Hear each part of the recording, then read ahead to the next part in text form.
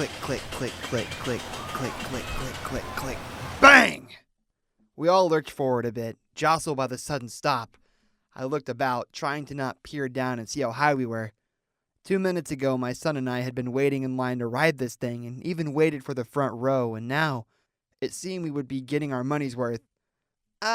Is it supposed to do this? The girl behind us asked. You can't really shift much in these things, but I did manage to turn my head enough to glance back at her and give a reassuring smile. I'm sure it's fine. I was also saying that for the sake of my son. He had just turned 7, and this was his first time here. I didn't want it to be a bad experience. So far, that day had really been on cloud 9. We'd rode almost everything in the park, and I had finally psyched him up enough to try his first coaster. Am I tall enough? He asked as we patiently waited in line. We checked the height requirements at least 3 times. You sure you aren't scared to go on that thing? It looks so old, Beth said, crossing her arms and refusing to join us. That's part of the fun, I had told her. I was sure now once I got off this ride she was going to give me an earful. We waited a few moments to see if the ride would just start back up again, but nothing so lucky happened. 2 rows behind us, in the seat right behind the nervous girl, a voice rang out. Well, at least it's a lovely day for it. That made me chuckle a little. I guess that's true. It is cloudy, I offered back. Dylan looked at me, irritated that the ride wasn't living up to his expectations. What happened? Did the ride break? He squeaked. Happens all the time. Maintenance issues, the man 2 rows back stated.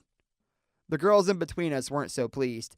Hey, hello, the ride is stuck, the one near the railing shouted. God, I wish I had my phone right now. Hashtag first world problems, the other girl lamented. I decided to join in the shout for help, getting the attendant's attention. I'll go get maintenance, he yelled back. Looked like a new kid, probably had just started working there. Great. This sucks, Dylan lamented. Ain't no need in complaining. Might as well enjoy it, the man in the back row of the coaster commented. The rest of the passengers were just as annoyed, and I sighed and shrugged apologetically at my son. Well, I'm sure they'll be back soon and we can go ride something else, I offered. I just want to go home. Tired of this place, he whined.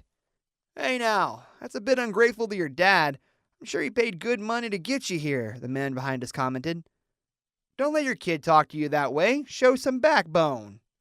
I can handle it, I said, glancing through the seats at him. He looked to be about my dad's age, probably just as overly nosy as my dad too, I thought.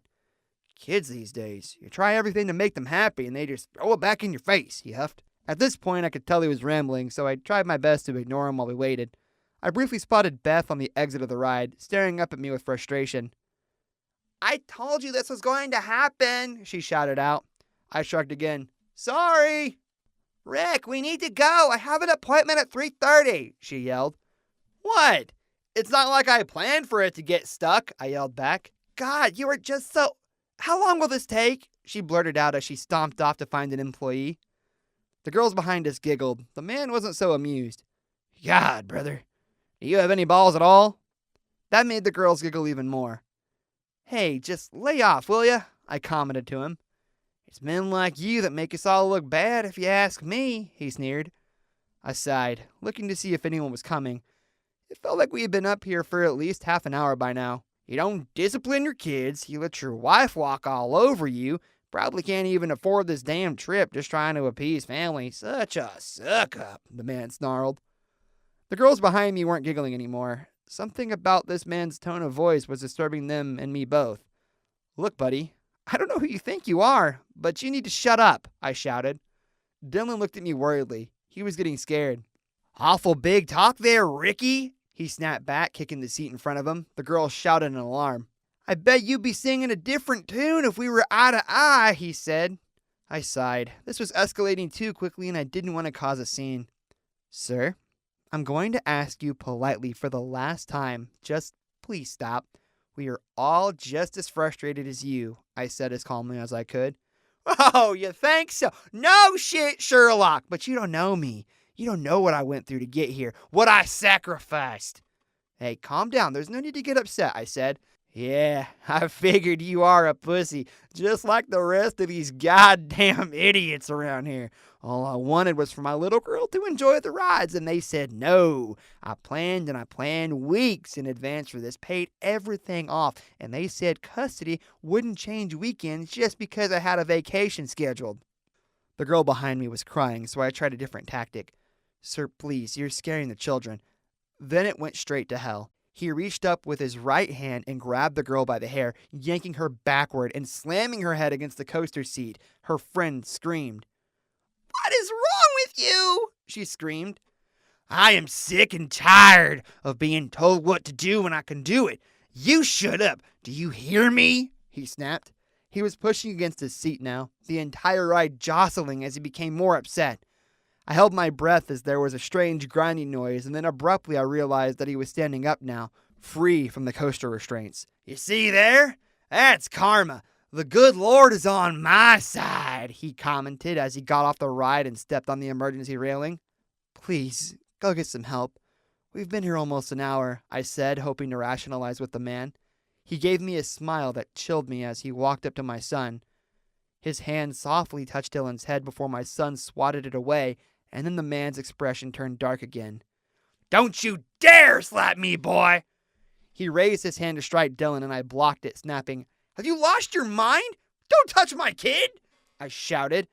As I squeezed his arm, he gave me a look that told me all sense of reason was gone. He climbed onto the front of the coaster car and slammed his fist straight into my face. "Shut up, you spineless coward!" He pummeled me again and again and again, and with the restraints preventing me from moving, all I could do was block the blows. I heard Dylan and the girls scream and cry as he finally got worn out and wiped the sweat off his forehead. The rest of the passengers were equally terrified by his sudden outburst, and by what he might decide to do to them. He walked toward the girl sitting behind us, laughing this weird belly laugh that made his entire body jiggle. "You remind me a lot of my little girl. It's a shame she couldn't be here," he said as he reached for the girl's arm. "Don't touch me!" she screamed. "Don't chalk that way to your elders!" he snapped as he pinned her to the seat. I kept trying to get the seat I was in loosened. It started to come up as I heard the girl scream, and I tried to not imagine what this man might do next. Finally, the seat frame came up, and I stood up, grabbing him backward. "Get your hands off them!" I shouted. We both fell onto the tracks in front of the coaster, and I felt my foot get snatched in between the metallic pieces of the track. The older man tried to attack me again, hitting me all over my body as I heard the passengers scream louder. They were shouting for help as I tumbled over near the edge. I was close to being pushed off. "Nobody is gonna push me around," the man shouted. Then the entire ride began to move forward again. I hung onto the edge as the man turned around, and this time it was him that screamed as the coaster hit him and crushed him. Smashed on the track, the ride kept going forward, pushing him toward the height of the first coaster hill. Then I heard him scream even louder as he fell. I didn't bother looking down as I climbed to safety. A few minutes later, security came to help me down. I met the coaster at the exit and hugged my son and wife. Beth apologized for getting upset, and I calmed Dylan down for the traumatic experience we just had. "Sorry about the whole mess. We're offering everyone a free skip-the-line pass for the rest of the day," the maintenance manager told us, passing the coupons to us. But they closed the park not long after that, so it's not like we could use it anyway. I got this job only about a month ago as nothing more than a side hustle. I saw an ad for it on my local Facebook group. I figured it would be easy money. Requesting part-time night shift security for our amusement park during off-season. Duties include patrolling the grounds regularly, maintaining park cleaning and repairs, and handling any and all disturbances. The grounds themselves aren't all that big, just a vacant lot with a lot of amusement rides that only ever get customers during winter or summer when the kids are off. So I figured that driving around on a golf cart all night and making sure nobody broke in the place wouldn't be too much of a hassle. When I got there, I was given maybe less than 15 minutes of orientation and told that for the most part, I would be completely alone. It sounded like a perfect gig. The first few nights, I definitely had a hard time staying awake. I tried bringing books to keep my mind occupied, but I guess my exhaustion got the better of me, and I fell asleep on the third night. It was around the fourth hour that something loud in the park woke me up with a fright. Checking the cameras, I saw that one of the rides had turned on. I grabbed my flashlight and hopped onto my golf cart to go check it out. The ride was one of those pirate swings, and all the lights and noises were going off, which, to be honest, freaked me out. I couldn't see any sign that someone had activated it, or anyone sneaking onto the ride for a late-night thrill. I went to the nearby operating station and shut it down, wondering if someone might have turned it on to distract me. Then I saw off in the distance another attraction came to life, and I cursed to myself. I got back on the golf cart and drove to the funhouse, thoroughly checking the exterior before warily entering the main door. This place was a typical horror fest with strange drawings and bizarre costumes at every turn, but I couldn't see any hint that there was someone hiding here. I was certain that I saw 2 figures running about in the haunted house maze, but I never could get a decent look at them. Then, just when I was about halfway through the second floor of the house, the generator died and I was in total darkness. I used the dim light of my phone to slowly push my way past weird-looking stuffed animals to find an exit. It took probably 20 minutes longer than I had hoped for, which I knew meant whoever had just stirred up the place was long gone. When I got back to my cart, I was dismayed to discover that my tires had all been slashed. At least that confirms I'm not alone out here, I thought, as I tried to get a good look at the area around me. There wasn't a soul in sight, but I got the uneasy feeling that I was being watched. I started walking down the main thoroughfare, keeping my eyes trained on the alleyways or behind the attractions as I went. Every little noise made me jump and feel paranoid. I was sure that I was being followed. Then I reached the main plaza where the large Ferris wheel was located, along with the fountain, and the power came on again. Water shot up from the ground randomly and soaked me, causing me to drop my phone. When I heard the screen crack, I cussed myself out again and hurried past the water whirl to the Ferris wheel. The entire gigantic contraption began to turn and churn, and I heard voices. Someone was there, but once again, I couldn't see a thing because of the lights and how high up they were. I wasn't entirely sure what was happening, but this all felt like an elaborate prank to scare me for no reason. I went over to the generator again and shut it off, but this time it didn't obey. There must be a secondary generator somewhere, I realized, as I walked further down the thoroughfare. The noise of the wheel and commotion would surely attract the attention of any passerby, and probably get me fired, since I knew management could check in via satellite. I decided to take drastic measures and find my old taser in my car.